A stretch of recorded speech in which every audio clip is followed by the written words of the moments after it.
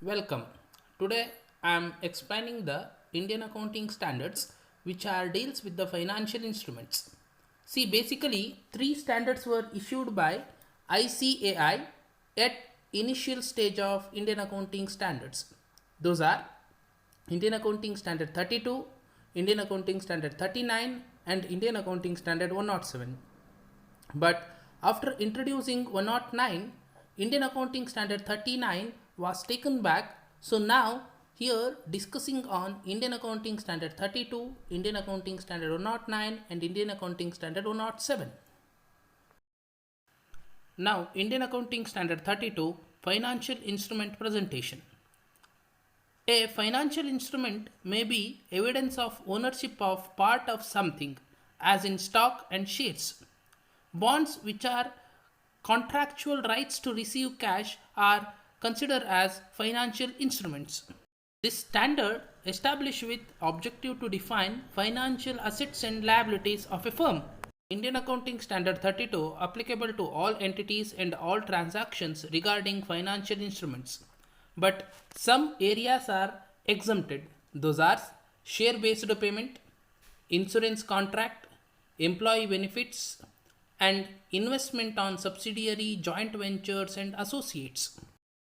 As per this standard, financial instruments, any contract which rises financial asset or financial liability of an entity. Financial instruments includes cash, bonds, receivables, payables, equity or derivatives or hybrid derivatives, etc. In financial instrument contract, there are two types. One is financial asset, another one is financial liability.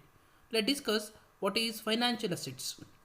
Financial asset is a non-physical asset whose value is derived from contractual claim such as bank deposits, bonds and stocks. Financial assets are usually more liquid than other tangible assets such as commodities, real estate and may be traded on financial markets. As per this definition, financial asset can be defined as cash, a equity instrument of other entity, or a contractual right, or a contract that will may be settled in the entity's own equity instruments. By the same way, financial liabilities can be defined as a contractual obligation or a contract that will or may be settled in the entity's own equity instruments. After understanding Indian Accounting Standard 32, now we discuss Indian Accounting Standard 109, that is financial instruments. This is a new standard which replacing Indian Accounting Standard 39. The standard issued principles to reporting of financial assets and liability, which exhibits assessment amount, timing, uncertainty, and future cash flows. All entities are comes under this standard, but some financial instruments are exempted, like insurance contract, investment in associates or in joint venture and in leasing.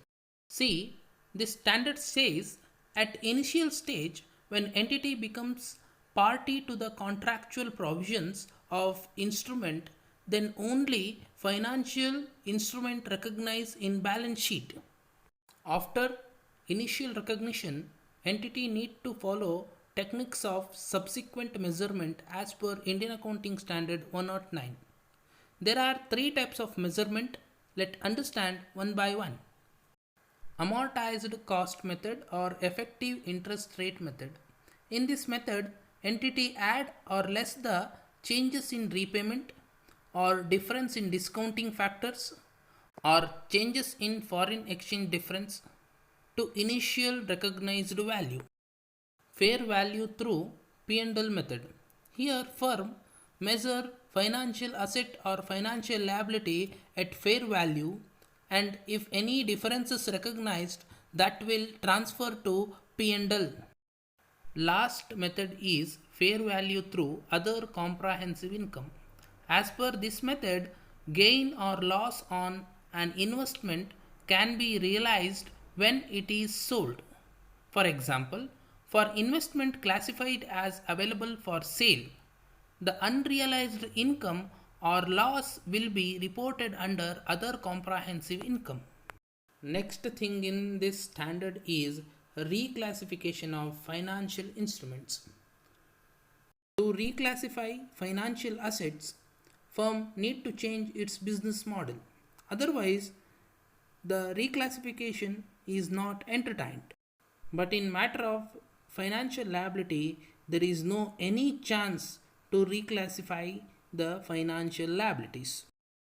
The firm can derecognize financial asset only when the end of rights or transfer of ownership to other entity. Financial liability can derecognize by discharging or cancellation. The last standard, Indian Accounting Standard 107, which discuss on financial instruments disclosures. As per this standard, the firm need to disclose the information regarding financial instruments. The entity need to disclose the carrying amount of each category in the balance sheet and in notes, and other information like amortization cost, fair value of financial instruments, if any impairment is happened or any hedging is there.